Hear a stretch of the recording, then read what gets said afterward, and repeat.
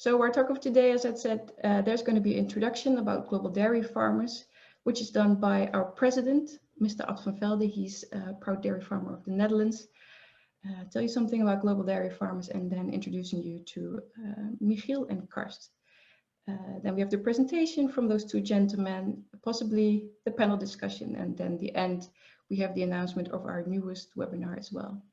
So I would like to give the word to our president, Mr. Ad van Velde.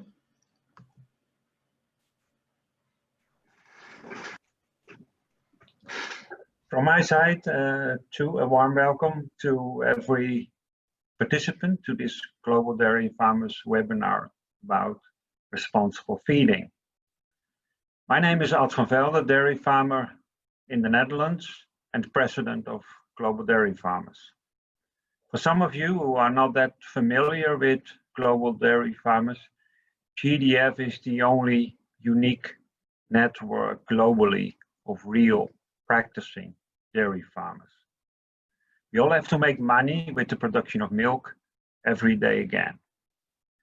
With all the online meetings we organized this year with GDF farmers and GDF business partners, I realize what a great group GDF is, especially for me as a dairy farmer. The title of today's webinar is Responsible Feeding. Michiel Peters and Karst Mulder from the Heus will take care of the presentation.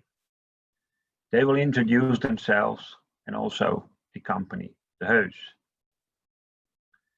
About this webinar and the fact I am a dairy farmer, I'm always looking for the relationships between our farm and also with GDF. The Heus has been supplying feed to our farm for more than 13 years. Even when my parents running the farm, we get feed from the Heus. I think it is fantastic how this family business has developed into the international concern it is today. The Heus has a clear vision on how to feed the world's population in the coming decades. Of course, money has to be made, but as a customer, I think it's very good that they have this international vision. Plus, I'm very happy that they are a business partner of Global Dairy Farmers. They are a perfect fit for GDF. One last remark. Last year I was in Ethiopia for a new dairy farm. I also visited a factory of the Heus in Debre Zeit. It's about 100 kilometers south of Addis Ababa. I think there were almost 1 kilometer of trucks waiting on the road to enter the factory. This does something say about the dynamics, but it also say maybe something about Africa in terms of organization. But the visiting of the factory was very impressive. I give the word to Michiel.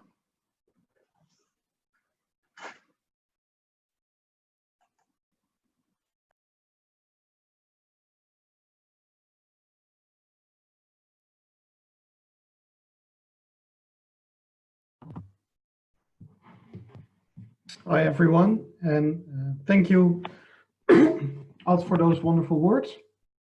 It is great to be here today and to share with you a bit of our story and to give our vision on responsible feeding, which is the title of our new sustainability program, which we are launching throughout the world this year. I will be doing a bit of a general introduction, and after that I will give the camera and microphone to Karst, who will be looking more into the ruminants sector. My name is Michiel Peters. I am Manager Corporate Affairs for the Heus. I work from our head office in Ede, partially for our Dutch business unit, but also with our colleagues around the world.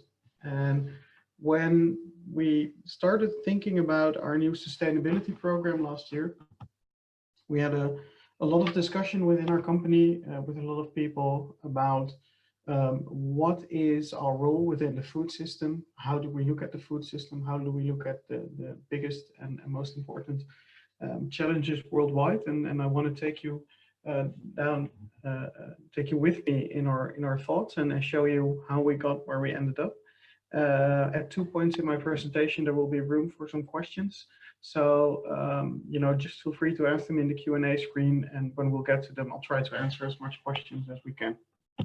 So, what we know is this: by 2050, the global population will have grown to 9.8 billion people, and most of those people will not be born in Western Europe or Northern America. They will be born in Southeast Asia, in Africa, and South America. Those are the fastest growing regions in the world. And those are also the parts of the world where the agricultural sector is in general. Of course, there are very much positive outliers, but in general, the agricultural sector is less developed in these countries than it is in, for example, in the Netherlands. And that's a bit of a challenge, because we know that we will need we need to produce more food than we did 2 or 3 years ago. We expect that the global demand for food will rise by more than 50%, and even more so, the demand for animal-based foods, which is dairy, which is meat, but which is also eggs and fish, will probably rise by nearly 70%. And that's a lot. That's a big difference with the amount of food produced throughout the world today. And when we look at those challenges, at the same time, we see that when you look at the world today, there is still hunger in large parts of the world. And we also see that agriculture already uses a lot of the world's vegetated land. And especially in those parts of the world where the population is going to be growing the most, Southeast Asia and Africa, the amount of land that is arable, that can be used for agriculture, is limited.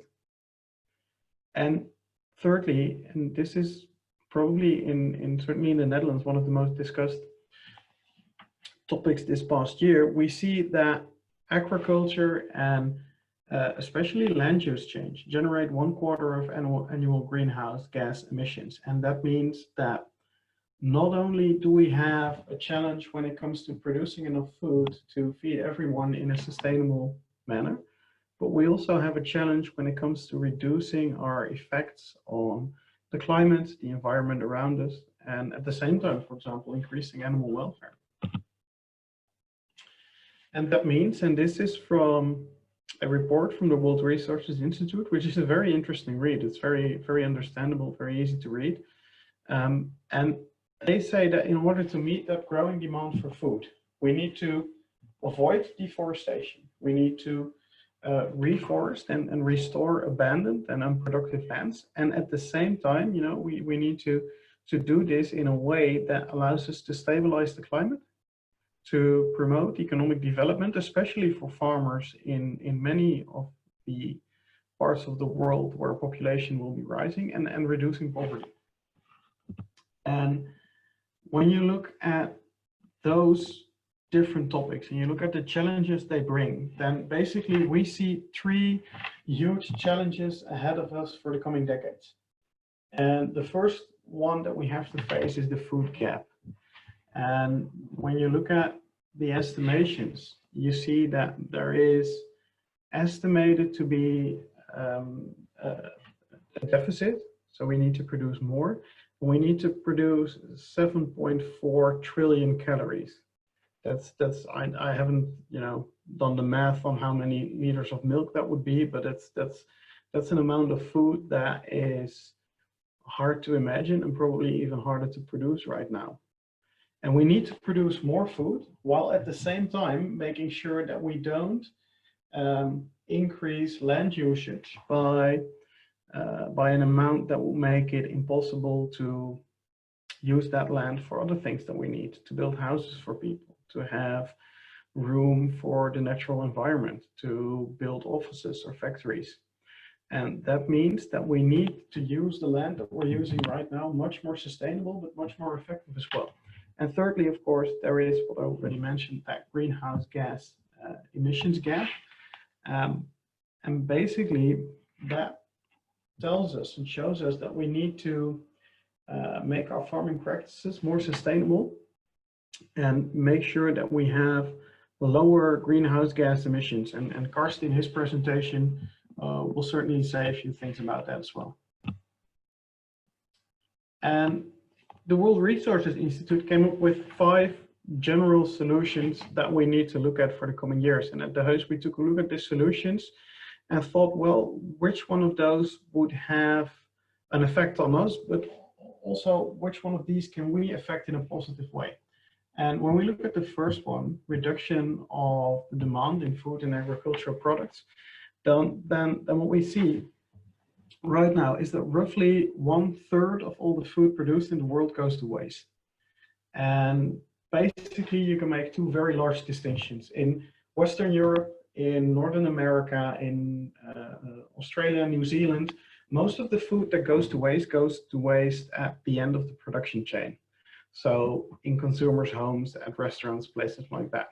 And that means that in those countries, we need to find a way to reuse those products, for example, in our feed products. Not so much for ruminants maybe, but especially in the pig sector, you see that there are a lot of opportunities to use waste and make it into feed. Secondly, when you look at the increased productivity without expanding agricultural land, that has to do for us at the Heus with how we get our raw materials. We try to buy raw materials locally whenever they're available, but we buy a lot of raw materials throughout the world, especially in countries like Brazil, where there's a lot of discussion about the production of soy. So we feel a responsibility to look into the way these raw materials are produced. And one of the 5 solutions that really sticks out for the Heus as well is the necessity to increase the supply of sustainable fish. A few years ago, we started our first operations in Vietnam and have now grown throughout Southeast Asia quite rapidly these last few years. And one of the main sectors that we are getting into is the production of aqua feed for fish, but also for shrimp, which is very good nutrients as well, and very much a growing sector for the Heus. And then lastly, the reduction of greenhouse gas emissions, and that's certainly in relation to ruminants, something that is much discussed. We try to look at products that help our customers reduce the emissions, but we also try to look at the farm as a whole and see where we can advise our customers to make their practices, their farming practices, more sustainable. So before I go into the parts about how we adapted these challenges to a global framework that works for the Heus as a sustainability platform, I wanted to give you the opportunity to do a few questions. So here's where I also jump in. I hope you can hear me properly because I read that there's some echo. I hope that's gone. Michiel, a question. You mentioned a food gap, that we have to produce more. Is it, can you say that it's actually a matter of logistics and such, or that we don't have to produce more, but to get the food at the right place, or is that unrealistic? I think it's a bit of both. When you look at the current amount of food wasted worldwide right now, that's about 1/3 of all calories produced. Over here in the Netherlands, that is mostly in consumers' homes. But when you look at Africa, for example, then you see that most food goes to waste before it even reaches the shops.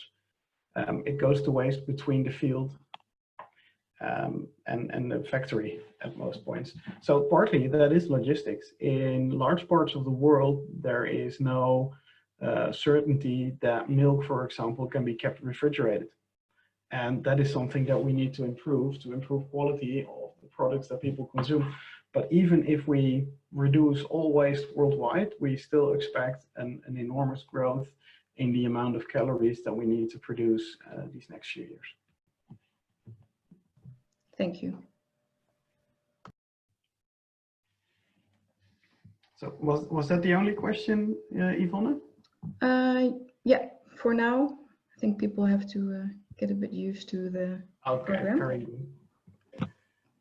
Then I will go to the next screen of my presentation. If that.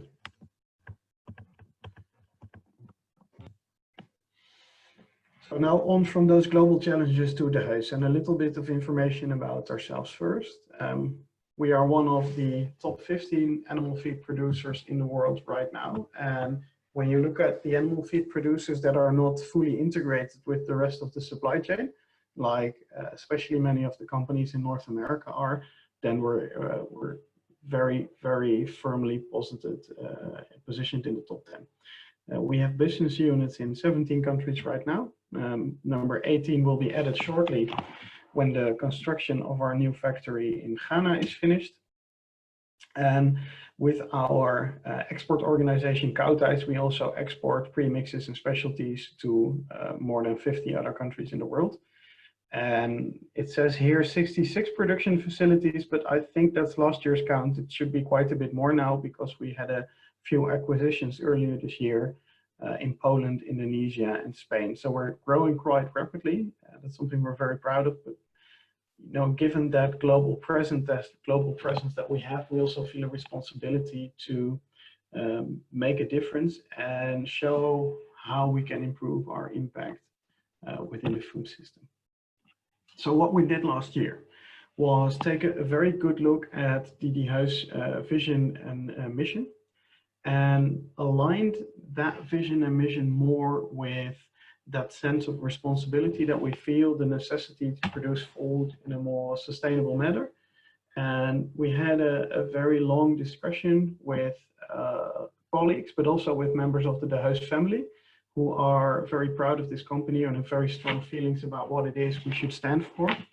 And one of the things that we decided on is that for us, it's not just about sustainable production, but also about sustainable availability and accessibility of safe and healthy food. And that means that you should have the opportunity to buy food for an affordable price that's healthy and that is safe, but also accessible. So you should be able to count on that food being there if you need it. And that's something we want to work towards, and that's very important for us. And at the same time, we want to express that we do this with the utmost care for the climate, the environment, and animal welfare.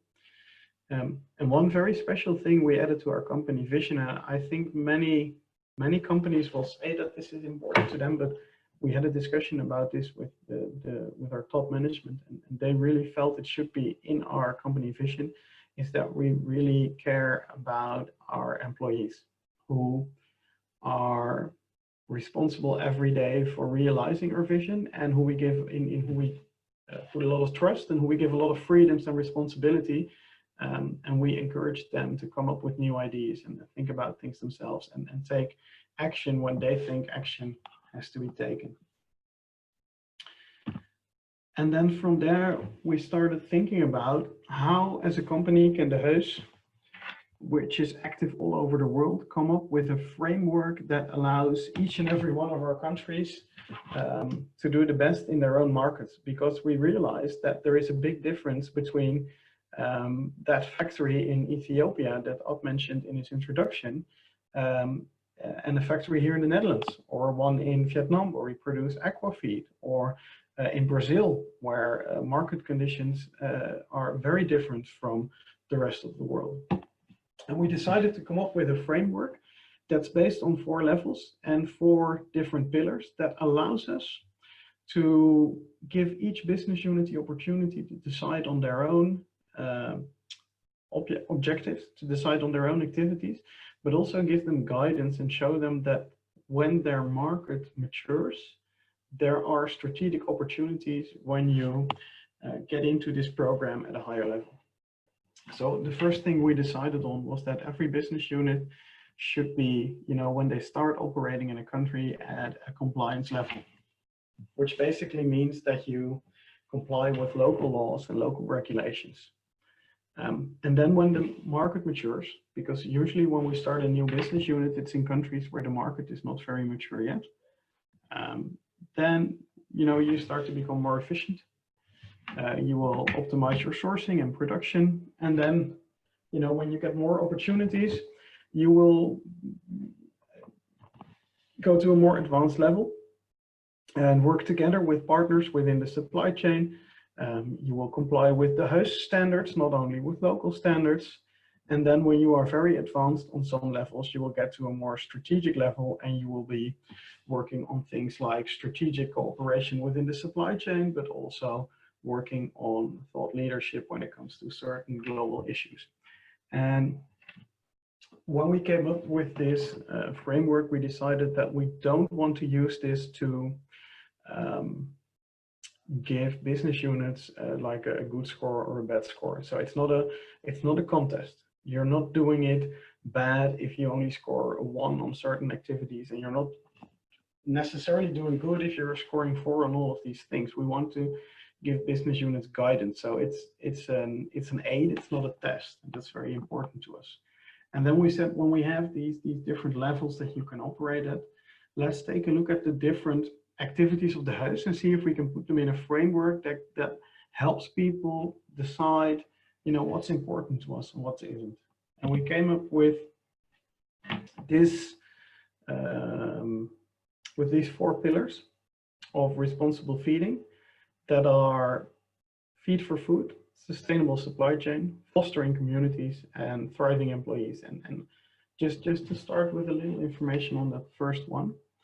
The first pillar of our sustainability program really is about our core business, feed for food. That's what we do every day, taking raw materials, producing high quality feed, and then helping our customers, which is you in many parts of the world, produce food. And activities in this pillar are about food safety, but also about things like the reduction of antibiotics, improving animal welfare, and it's really about raw materials, the feed, and animals. And it's our core business, is what we're very proud of, but it's not all that we do.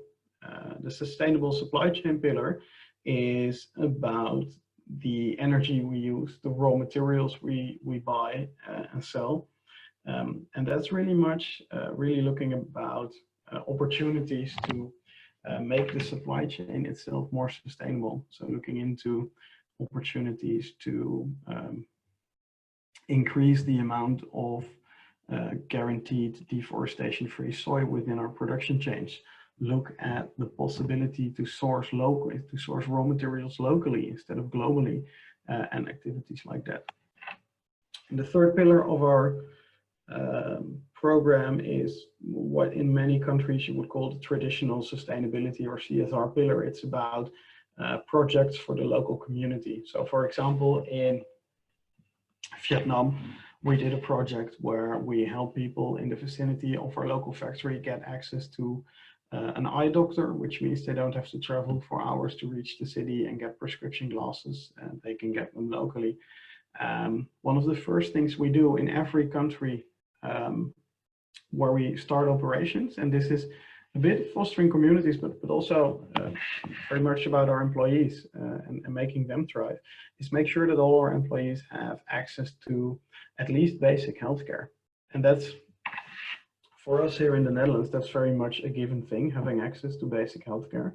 But in many countries in the world, it isn't, and we take great pride in making sure that people that work for us have access to healthcare when they need it. But we also look into opportunities to undertake activities that fit within these markets. So for example, in the Netherlands, we are working on a project that will help farmers give successful tours to school children on their farms, so children can learn about how food is being made. But in other countries, those projects might be very different because they need to work for the local community. And then lastly, and I think this aligns greatly with our company vision, is that our employees and and having attention for their position and giving them opportunities to grow and prosper is also part of our sustainability program, and that's really something that we try to use to make it better for our employees worldwide, to give them opportunities and to encourage them to grow with us and with you and develop their knowledge and become, you know, good at what they do. That's very important to us as well. So what we have is a system with basically 4 levels and 4 pillars. And what we're trying to do is help our business units look at this and see how they can get opportunities that align with their own market. So what we've done is we came up with a workshop that helps our business units to decide which activities are most important in their local markets. And they decide on these activities, and based on that we make an action plan and start doing that in each and every country. Unfortunately, so far we have only been able to launch this program in the Netherlands, in Brazil and in Vietnam because, well, as for many things this year, the COVID-19 virus has made it a bit difficult for us to get this program launched. But we're trying as best as we can through Teams, through Zoom, to get all business units aligned and help them start up this program. And it's a bit more difficult than we expected at first, but it's also a great opportunity to find new ways of working together. And I'm happy to do it. So that's my presentation. If there are any questions, I'll be happy to answer them now. And otherwise, I think we can leave it to Karst to go a bit more into how this program will also affect the choices we make and the way we look at the ruminant sector especially. So thank you very much, Michiel. Yeah, a question was actually about how, which is also interesting for other commercial parties who are here now. So with COVID, how do you focus on the employees? As you mentioned, the Heus is very much takes good care of employees, and well, actually you already answered the question. You're using Zoom and things like this, but do you have something else which stands out in your employee treating your employees now, making sure they're all aligned? Yeah, I think it's doing 2 things. On the one hand, we put a lot of energy and effort into making it easy for people to work together. And we do that through Teams, through Zoom. We did, and I think this is one of those things you start doing and trying when you have to adapt a bit. We did a live Teams meeting for all our employees worldwide, where they could ask questions to our group CEOs, Co and Koen de Heus, about the virus, about the company, about what it means for the Heus, about what it means for their jobs even. And I think about 5,000 people worldwide tuned in to ask questions, and that was a very great way of showing you can collaborate. The other thing we do is, and that's for our employees and for our customers as well, we try to be very strict with all the measures that we take. We have very strict rules and regulations for all our factories worldwide. Nobody is allowed to visit them if they don't have to be there. We try to maintain the social distancing in as many business units as possible. And we especially monitor the situation in those countries where we are less certain about the government operations or the healthcare system. So we monitor every day how things develop in a country like Brazil, for example, where everybody has to work from home, and we try to keep people away from each other as much as possible. Where it's possible, we try to, you know, keep the different groups in the factory separated as much as possible, just to lower the chance of somebody getting COVID-19 as much as possible. There's another question, maybe, well, it's either for you or for Karst later on. The question is from Jerry. What comments do you have about consumers asking for grass-fed milk, while the feasibility may not be so obvious in practical life or even from a sustainability point of view, as in most economic? Yeah, I think when, you know, first of all, when as a company, we try to look at what our customers want, who are the farmers, but also we work together with retailers, with dairy companies, with slaughterhouses, with many other parties within the supply chain. And I think if consumers want grass-fed milk, because they feel it's a product they want to give a premium for. There's nothing wrong with that. When you look at the Netherlands, we have a lot of cows who stay outside much of the year. And if a consumer values that way of keeping cattle and feels that that is a product that works for him and is more sustainable from his point of view, then there's not necessarily something wrong with that. But what we do know is when you look at sustainability as a, how should I say this? When you look at sustainability and you ask 10 different people what sustainability means for them, then you'll get 10 different answers. One person might say that, you know, the most effective grown chicken is the chicken that has to live the shortest before it's slaughtered because it needs to eat less. Somebody else might say that the most sustainable milk comes from a cow that has not been fed by the Heus or another company, but only eats grass because they feel that that is more natural. The third person might say that their eggs should be free range because they feel that that is the most, that has taken animal welfare into account the most. And the difficulty with sustainability is that everybody has a different definition. And what we try to do is not tell people this definition is the right one and this is the wrong one, but we try to look at what is best from our point of view. And we think that the rest of the world probably will become more like the way we farm in the Netherlands, which is very efficient, which is very effective, and therefore has very low negative effects for the amount of produce that we generate. And at the same time, here in the Netherlands, there is a lot of discussion about the negative effects of the way we farm, and we need to look at how we can make those effects less negative and become more sustainable as well. So it's always a bit of, you know, doing both things, I think. Thank you very much. Then I think now it's time to go to Karst, his part of the presentation. And thank you again, Michiel, for this very welcome. Interesting introduction. Thank you.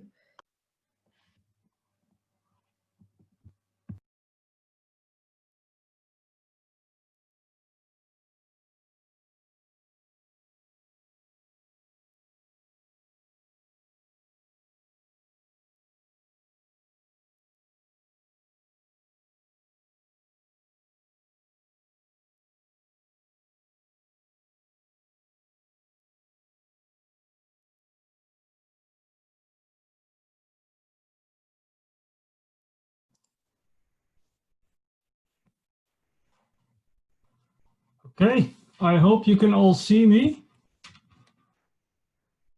and my presentation. If not, I hope Yvonne, you will tell me. Yeah, maybe people can raise their hand. Is it in presentation mode already? Not yet. Now it's good. Now it's good. Yeah, perfect. Okay. And I see some hands raised. Good. All right. So I hope it's okay.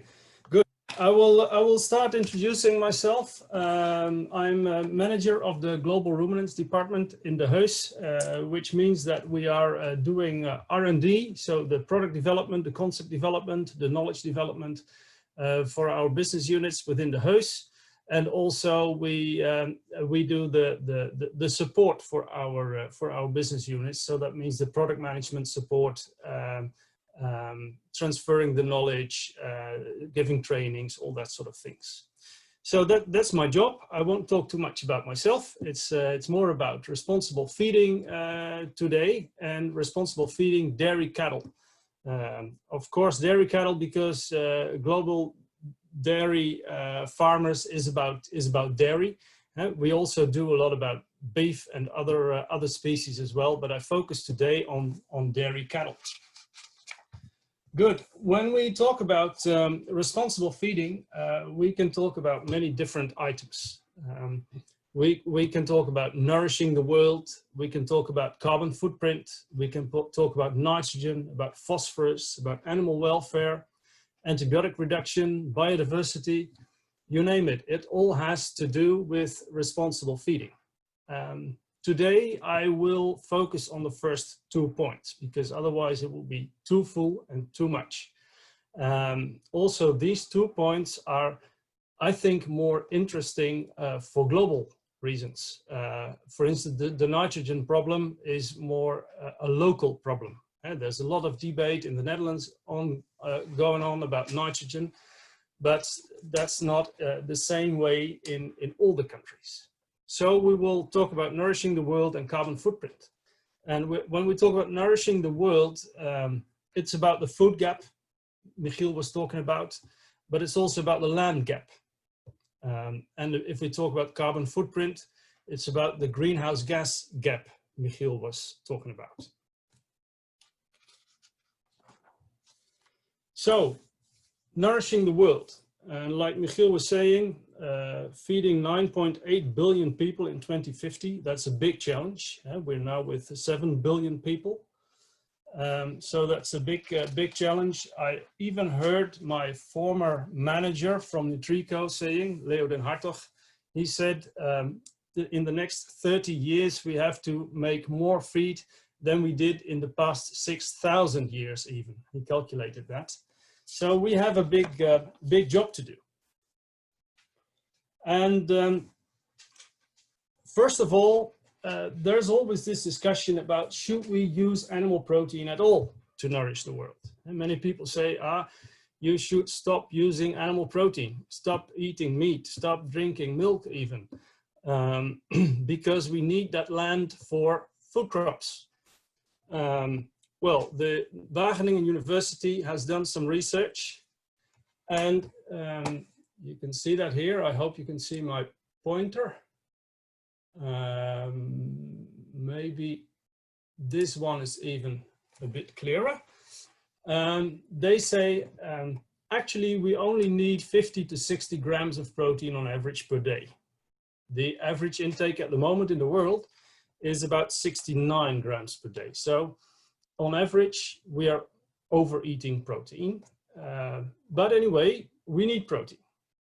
Also, they say about 1/3 of that can be provided by animals, by animal protein, without causing competition for land between food and feed.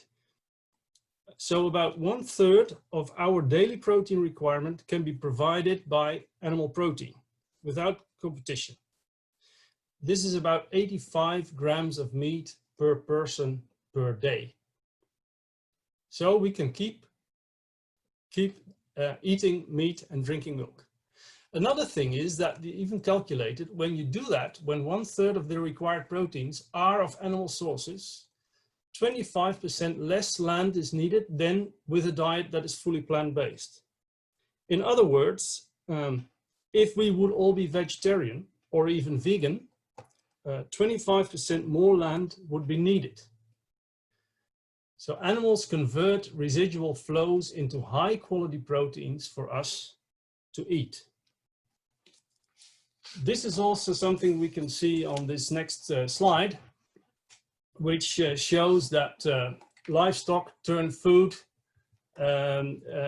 we can't eat into protein. Even 86% of the total livestock feed intake is made of materials that are inedible by humans.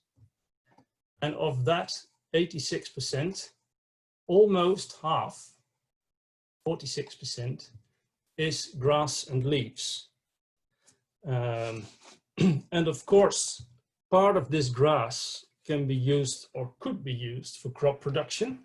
So that is still something which we can take into account. But we also have to take into account that about 60% of the global pasture and rangeland is too rocky, too steep, or too dry to cultivate it. So we cannot use that. Also, on the other hand, we have to take into account that grasslands are very important to function as a carbon sink. Globally, grasslands contain about 50% more carbon than forests do. So actually grass is very important as a carbon sink. Okay. next one in the whole discussion about feed and food is that how important is the dairy part? Well, about 80% of the world's population regularly consume milk or milk products. So that's quite high. So milk is an important ingredient for all of us, almost all of us. Also, milk provides energy and protein, calcium, magnesium, selenium, vitamins. So it provides very important nutrients. For instance, milk is the 5th largest provider of energy and the 3rd largest provider of protein and fat for human beings. So we are actually quite important as a sector. Even the FAO, the Food and Agricultural Organization of the United Nations, they say dairy is essential in the endeavor towards ending hunger, achieving food security and improving the nutritional value of diets in a sustainable manner.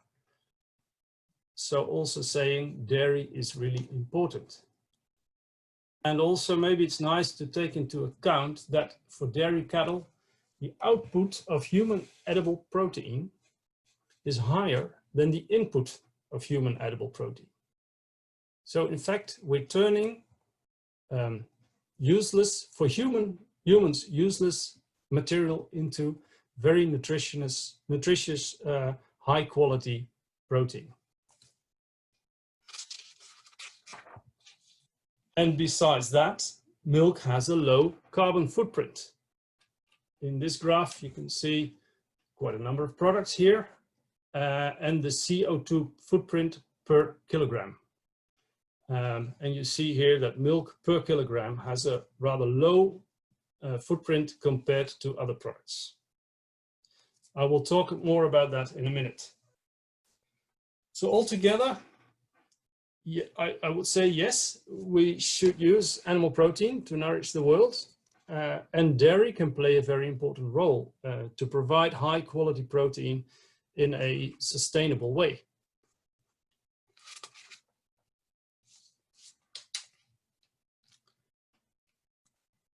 So, good. Then the next topic. Next topic would be carbon footprint. We can play a good role in nourishing the world in a sustainable way and blah, blah, blah. But what about the carbon footprint? Everybody's talking about it. And many people point also at the cow as being bad for the environment. But what is true about that? What's the real story? I would like to try to tell you at least part of that real story, or as much as possible of that real story, and maybe you can draw your own conclusions. First of all, many people say, hey, yeah, does global warming even exist? Does it really exist? Of course, the number of people who ask that question is getting lower and lower, but there still are people who say, hey, is there global warming? And I think this picture shows you, yes, there is global warming. This is the temperature through time, and the IPCC, International Panel on Climate Change, has made this figure, and they say the global temperature has already increased with 80.85 degrees since 1880. The big question, of course, is how big is the contribution of cattle to this warming?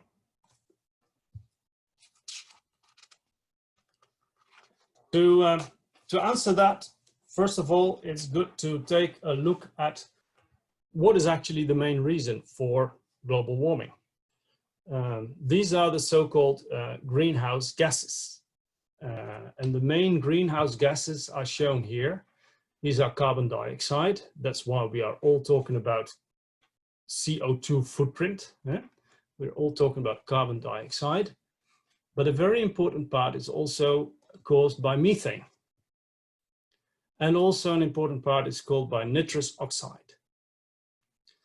Methane is an important greenhouse gas. Methane is also formed and produced during fermentation in the rumen. And that's, of course, why we're talking about that today.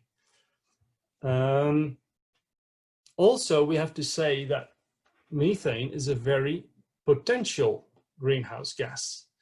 It has a potential, a global warming potential of 25 times the one of carbon dioxide, which means it's 25 more potent to keep the heat on the Earth. What it actually does is, although it has a rather short lifetime compared to carbon dioxide, it is a very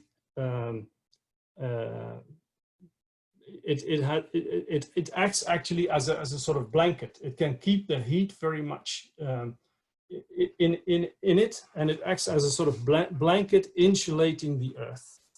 So we have to be careful with methane. By the way, methane is the gas we also use in the Netherlands to cook on. It's the natural gas, the gas from the Earth. Well, how important is methane compared to carbon dioxide? Methane accounts for 32% of total greenhouse gases, and carbon dioxide for 55% of total greenhouse gases.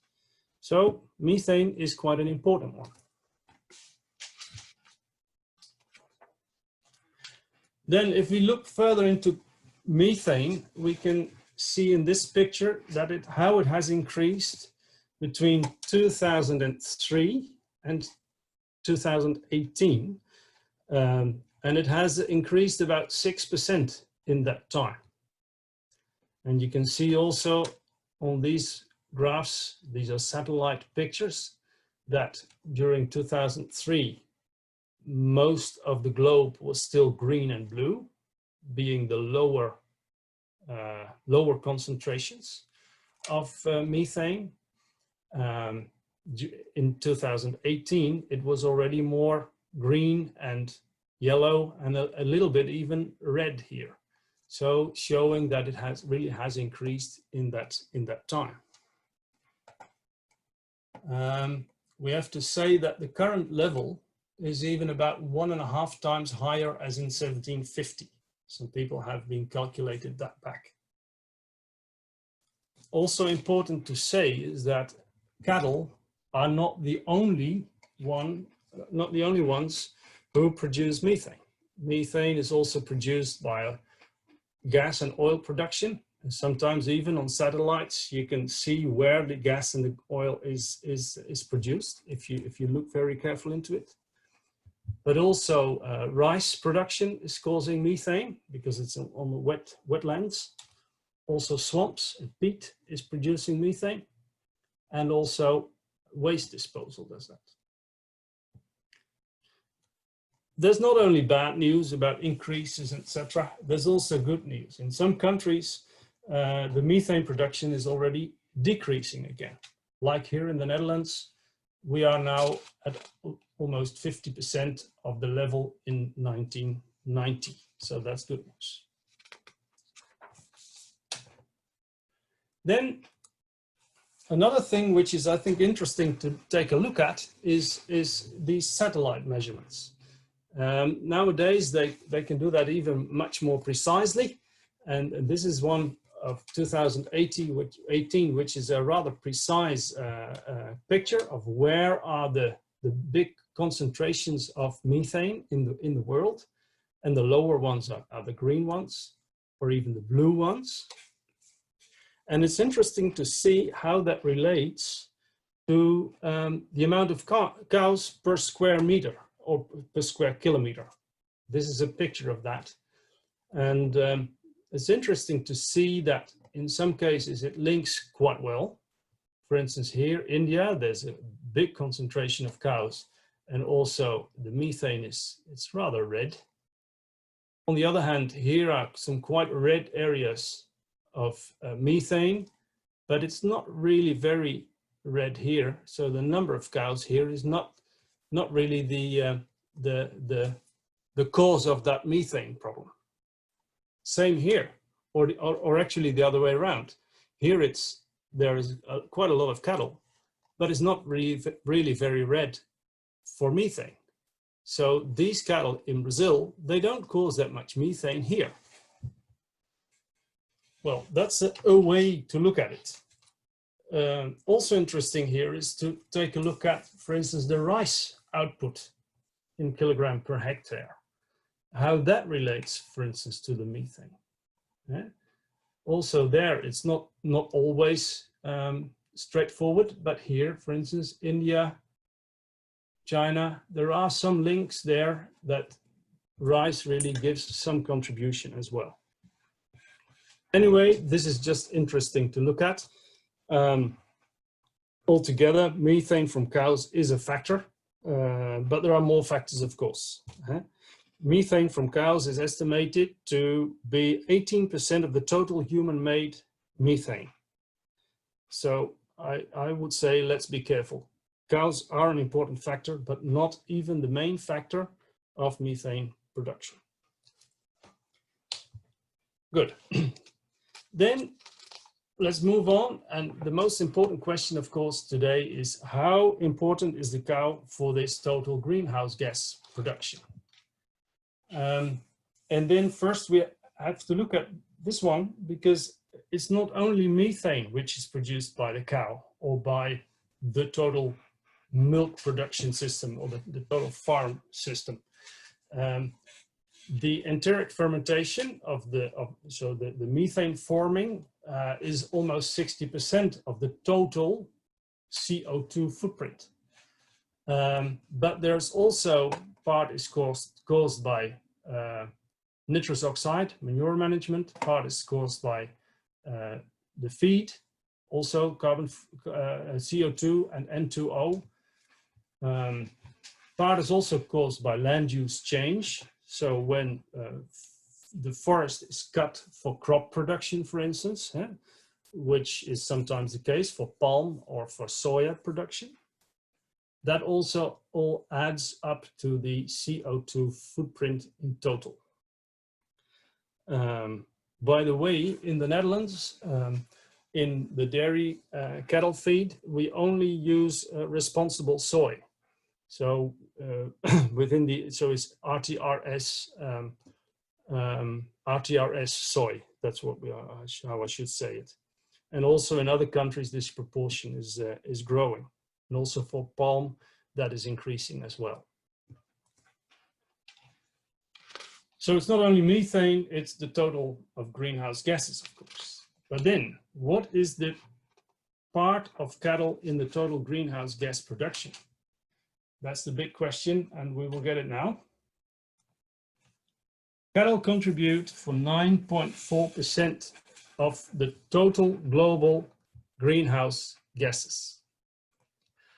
The Food and Climate Research Network, this is a network of high-standing universities from Cambridge, Oxford, Wageningen University, CSIRO, Australia. They have calculated that the total contribution of livestock is about 14.5% of total human-made greenhouse gases. And they say 65% of that 14.5%, that is from cattle. 80% is from ruminants in total. So this is other ruminants, so other ruminants is 2.2%, and other livestock is 2.9%. All the rest of the greenhouse gases is coming from other sources like transportation, electricity, industry, etc., etc. So that's at least good to know, 9.4% of global greenhouse gases. Good. Then before we continue, I have a totally different question for you, and I will explain why later on, but I would like to ask you to fill in the poll. And the poll says, what happened to the number of cows in the world between 1960 and now? So please indicate whether it's A, 0.8 times the number in 1960, or B, the same amount, or C, 1.5 times the number, or D, 2 times the number in 1960. Please make a quick decision what you think is the right answer to this question.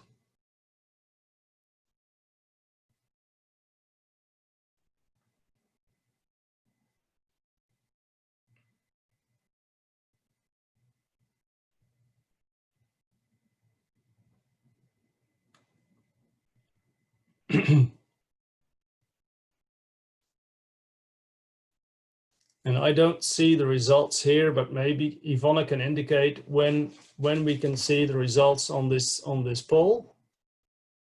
Ah, there we see it. What happened to the number of cows in the world? 43% of the people think it has decreased, 0.8 times the number in 1960. 17% thinks it has the same amount. 17% thinks it has 1.5 times the number in 1960, and 22% says it's even 2 times the number in 1960. So that's very interesting to see.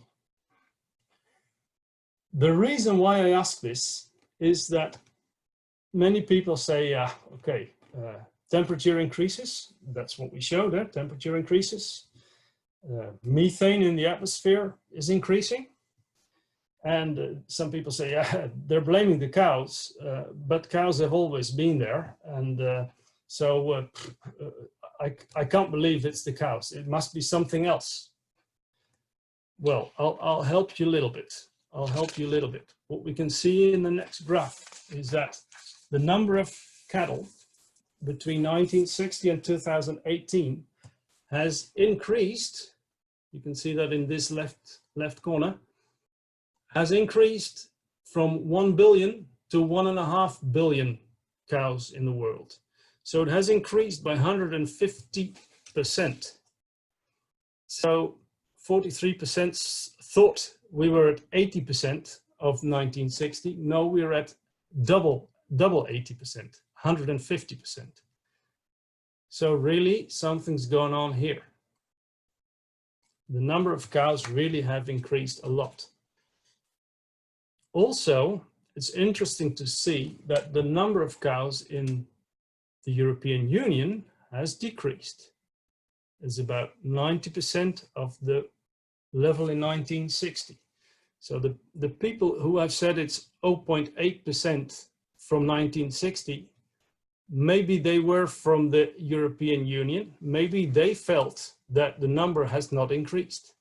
That's what many people think, I think, here in the Netherlands or in other countries in the European Union. Number of cows hasn't increased that much. No, that's right. In the European Union, not. But what happened? What happened in Africa? In Africa, it's almost twice the amount. So really a big increase. Also, if you look at the share of the different continents in Europe, 20.4. Now in 2018, it was 8%. Africa, 13% here. Now it's almost 24%. And also the Americas have increased a lot. For instance, in Brazil, the number of cows has even more than doubled. 200 million of cows now. In the Netherlands, we are the same, only 4 million. In Ethiopia, it has also doubled. They're at 60 million cows now. So, important. This is an important reason why the amount of methane has increased that much. Something's really going on. But yeah, I think it's interesting to see to look at, hey, do all these cows contribute in the same way to global warming? Do they all produce the same amount of greenhouse gases? Karst? Yeah? 5 more minutes. Can't do it. Okay. I'll try. A bit longer then. A bit longer. I'll do my best. Yeah. I'll do my best. What we can see here is that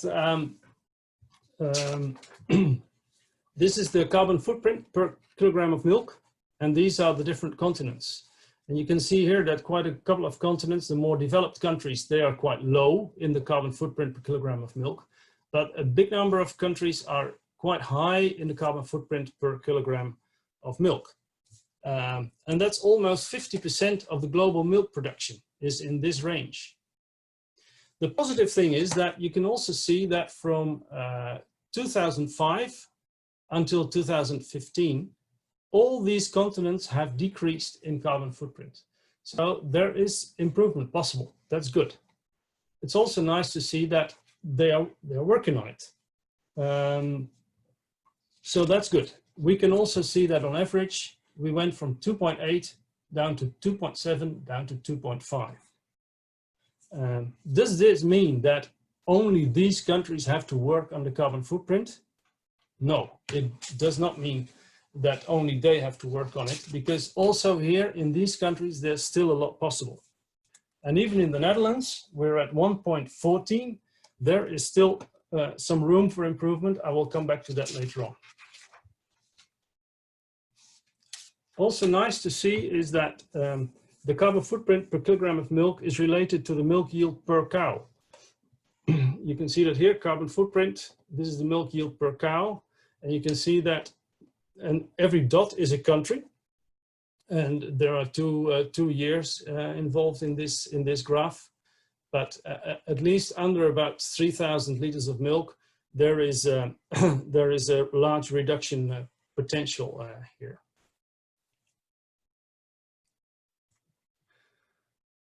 Good, but even though our carbon footprint per kilogram of milk decreased, carbon per liter of milk decreased by 11%, there is an absolute increase even of 18% over the years. So in total, all cows together, we are still producing more carbon footprint, more greenhouse gases, and this is because of the increase in cow numbers by 14%, and also because the increase in milk production per cow.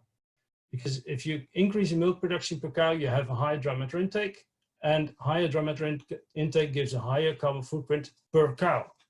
So high producing cows per cow have a higher carbon footprint, but per liter of milk, and that's of course the efficiency, it is much more efficient.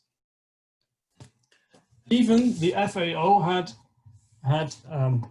calculated that if the carbon footprint per liter of milk would not have decreased by 11%, the absolute carbon footprint would have increased even more, even by 38%. So intensification is the way forward. Intensification means ration efficiency for a big part, and also there's a lot to improve. The developed countries have a rather good ration efficiency. The other countries have, this is not ration efficiency, it's actually the other way around. It's kilogram dry matter intake per kilogram of milk.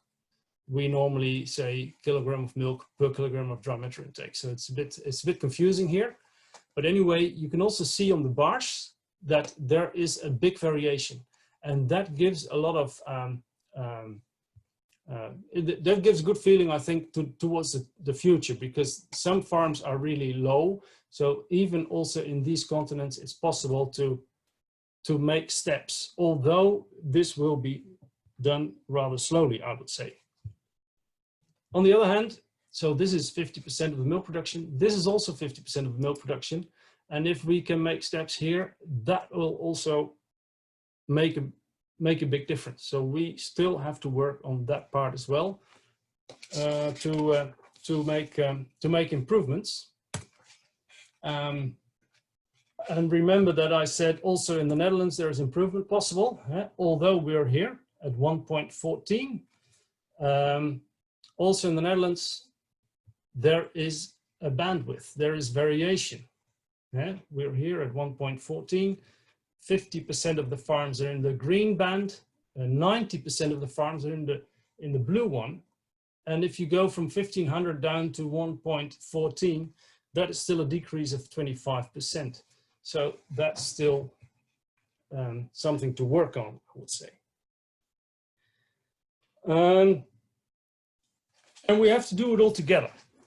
So I think in all continents we have to take our share in that part. Although we have to take into account that if we would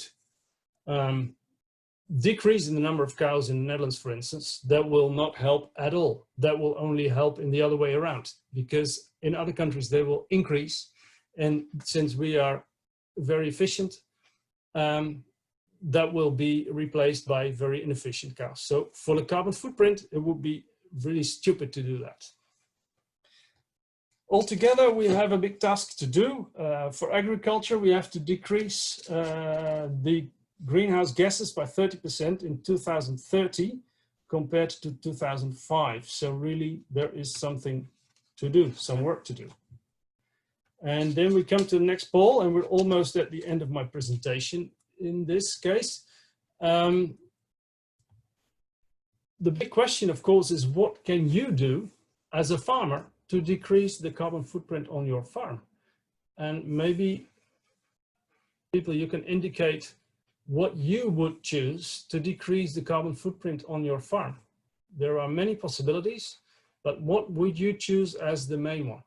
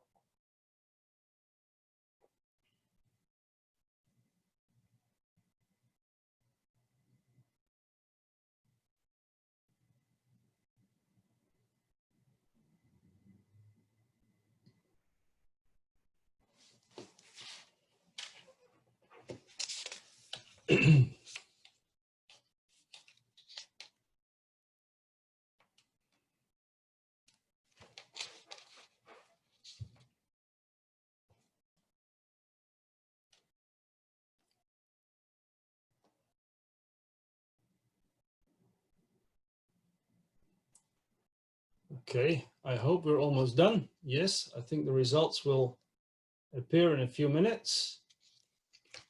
So there was multiple choice, but 32% of the people have said increase in milk production. 21% has said decrease the number of young stock. 58% is really the highest score of all, improve ration efficiency, which is understandable. We talked about it, and I think it's actually, you guys are right. That is the main one to work on, together with milk production, I would say. Use feed with lower carbon footprint does help as well. Improve fertility, decrease culling, improve grassland management, sure. Reduce heat stress, wait for additives. These are actually all good options, guys. Milk production and ration efficiency have the biggest influence. You make the biggest steps, but all the others, of course, are also interesting to look at. That's also what let's go to the next slide. That is also what the FAO says. FAO also says we have to work on intensification. So to increase feed efficiency by optimizing the energy and protein content, use precision feeding techniques, use more locally produced feed, store more carbon in the soil, grassland management. We saw that 43% of the people already thought about that as well. And also, of course, in the animal health and husbandry part, you can optimize a lot. So it's all about farm optimization, I would say. That's what we can do. And that brings us to the last slide. That's actually what we can do as well as the Heus. We can help the farmers in the countries where we are active, each at their own level, I would say. In Ethiopia, we can help the farmers to become more efficient. We can also help the farmers in the Netherlands, in Brazil, in South Africa, wherever we are active, we can help people to improve. And we have our own approaches for that. For instance, we have our own ration calculation software, our own ration calculation parameters based on nylon bag research, etc., to really improve our rations, to make them more efficient. We have our own calf heifer rearing program to make sure that the heifers grow quickly and good, and that we have a well-developed heifer after 2 years. So you don't have to keep all the animals, and you can decrease on the number of young stock. We have a very nice updated prelacto program. We did a lot of research on it the last few years to decrease problems around calving. So that makes your farm also more efficient. There's the roughage management part, about grassland management, all that stuff is in here. On the last slide, we saw that FAO was also saying, yeah, you have to work on what's it called, precision feeding techniques.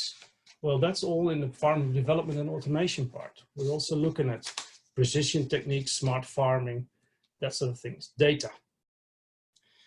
So we can do many things to help the farmers. On the other hand, we also have the calculation of the carbon footprints in our systems.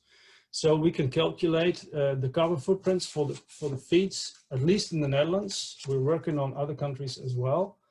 And that's all based on life cycle analysis. So we can provide the farmer with the right information. And if they are in a sort of program, for instance, Planet Proof in Campina, they say you have to have a maximum of 1,200 grams of carbon footprint, CO2 per liter of milk. Then you get a premium of about 2 cents. Of course, we can help the farmer to get there. Also, we are delivering flock feeds, so non-GMO feeds, or feeds with only European feedstuffs. We can all do that. And last but not least, we are involved in a couple of projects to look for additives to reduce the methane production. And there are quite some, there is quite a reduction possible. 20–25% is possible. So altogether, I think there's a lot possible still to decrease methane. I think we've seen that this is really something we have to work on, although some people think, cows have always been there. Yeah, that's true, and not all cows are the same. So we have to, we all have to work on this, and if you need help for that, we can help you with that with our the Heus dairy approach. So altogether, I hope this was useful for you, and if there are any questions, and if there's some time left, I'm happy to answer. Thank you very much, Karst. Well, there's still a group of true diehards who are with us. So I have a question from Martijn from Denmark. He has 2 questions and they can be combined. Basically, can we feed the world with organic producing, and with what footprint? And what's the difference of methane when you look at conventional dairy farming and organic dairy farming? In general, for organic farming, to get the same amount of food, you need more land. So in that sense, organic farming is less efficient than the conventional farming. And of course, in conventional farming, you also have to take into account biodiversity, nitrogen pollution, all that sort of things. But I think the conventional farmers are already moving into that direction as well. We have to take all these things into account. But in general, organic farming gives a lower output per land. So you have more discussion about the land for feed and land for crop. discussion, I would say. Thank you, Karst. There's a couple more questions, but I think maybe they can be answered by email. So thank you very much, Karst. I'm just gonna switch screen right now.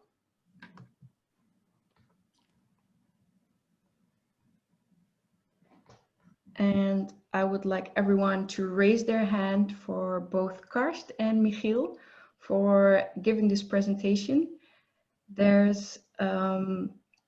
It was very interesting. A lot of interesting information also for for us, for the people working in the dairy industry, giving them some ammunition when they ask questions about feed, where it comes from, how important animal protein is. So on behalf of everyone, thank you very much. A lot of hands raised.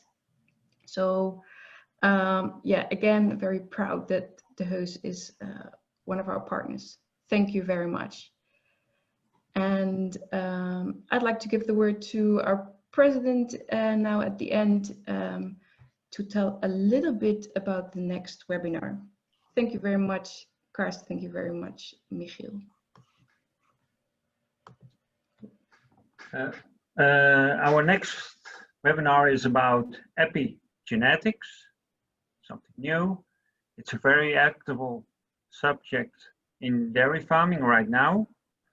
I'm not an expert, but we see certain heifers on our farm that score above average on production, but also above related to other traits. And that even though they are not genetically the best. And the question for me was, and we discussed that with Merck, does epigenetics play a role in this? So it will be a great and interesting subject. Jantijn Swinkels will give this presentation, and Jantijn is Global Technical Director of MSD Animal Health. And the webinar will be on September, September 16th. The last slide, please. Yvonne. I would like to thank everyone for attending this GDF webinar. I have one comment about Eurotier. Eurotier wants to organize their international exhibition / fair in February 2021 from February 9 to February 12. We as GDF, we want to organize a mini GDF Congress around Eurotier with presentations and farm visits. And how it looks like now, it would be around February 7 or 8. Of course, it all depends on the developments around COVID-19. We will keep you informed. So finally, pay attention to our website and follow Global Dairy Farmers on social media. Then you will be kept informed of all our events. Plus, everyone can sign up for our weekly updates. Dairy farmers, business partners among you who are interested in GDF, please contact us. And thanks again. Take care, stay healthy, and hopefully we'll meet again at September 16. Bye.